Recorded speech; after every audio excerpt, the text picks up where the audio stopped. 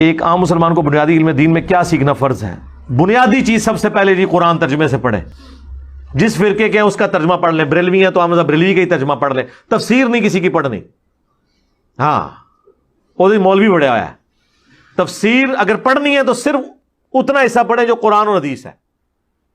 ورنہ تو ایاک نعبد و ایاک نستعین کی تفسیر سے یا لی مدد نکالا ہوگا انہوں نے. بالکل الٹ. تفسیریں زیادہ تر قرآن کو کاؤنٹر کرنے کے لیے لکھی جاتی ہیں الا ماشاء اللہ. اس کے بعد مشکات المصابیح پڑھیں. اہل سنت کی مین سٹریم کی 13 کتابوں کے نوٹس ہیں انکلوڈنگ بخاری، مسلم، ابو داؤد، ترمذی، نسائی، ابن ماجہ اور باقی کتابوں کے.